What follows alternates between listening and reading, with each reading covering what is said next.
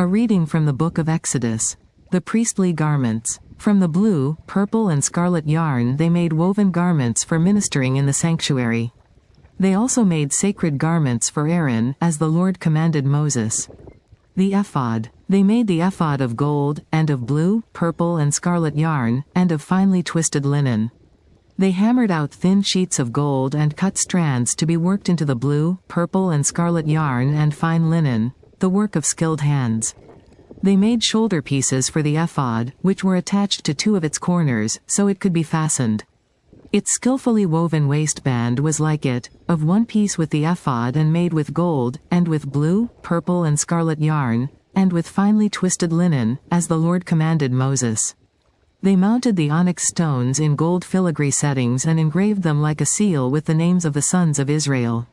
Then they fastened them on the shoulder pieces of the ephod as memorial stones for the sons of Israel, as the Lord commanded Moses. The breastpiece. They fashioned the breastpiece, the work of a skilled craftsman. They made it like the ephod, of gold, and of blue, purple and scarlet yarn, and of finely twisted linen. It was square, a span long and a span wide, and folded double. Then they mounted 4 rows of precious stones on it. The first row was carnelian, chrysolite and beryl. The second row was turquoise, lapis lazuli and emerald. The third row was jacinth, agate and amethyst.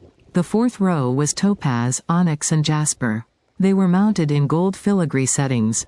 There were 12 stones, one for each of the names of the sons of Israel, each engraved like a seal with the name of one of the 12 tribes.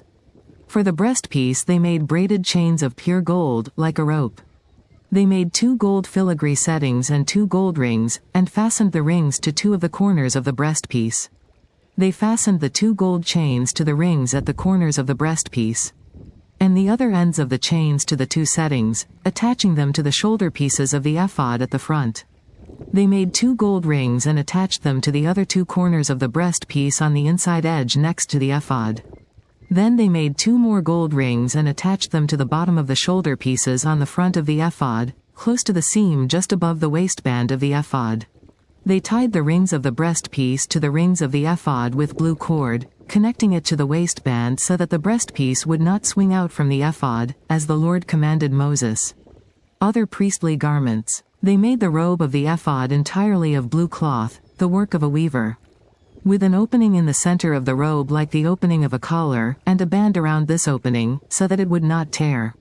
They made pomegranates of blue, purple and scarlet yarn and finely twisted linen around the hem of the robe. And they made bells of pure gold and attached them around the hem between the pomegranates.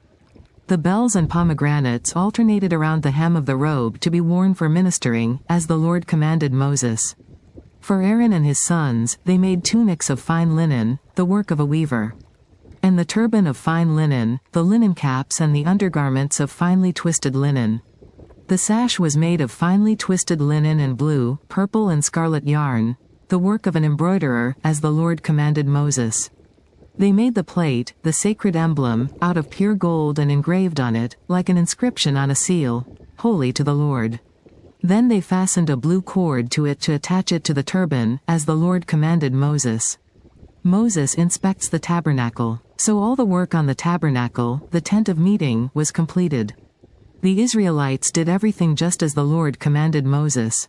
Then they brought the tabernacle to Moses, the tent and all its furnishings, its clasps, frames, crossbars, posts and bases. The covering of ram skins dyed red and the covering of another durable leather and the shielding curtain. The Ark of the Covenant Law with its poles and the atonement cover. The table with all its articles and the bread of the presence. The pure gold lampstand with its row of lamps and all its accessories, and the olive oil for the light. The gold altar, the anointing oil, the fragrant incense, and the curtain for the entrance to the tent.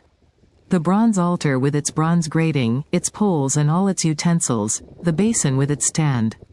The curtains of the courtyard with its posts and bases, and the curtain for the entrance to the courtyard, the ropes and tent pegs for the courtyard, all the furnishings for the tabernacle, the tent of meeting, and the woven garments worn for ministering in the sanctuary, both the sacred garments for Aaron the priest and the garments for his sons when serving as priests. The Israelites had done all the work just as the Lord had commanded Moses. Moses inspected the work and saw that they had done it just as the Lord had commanded. So Moses blessed them. The word of the Lord.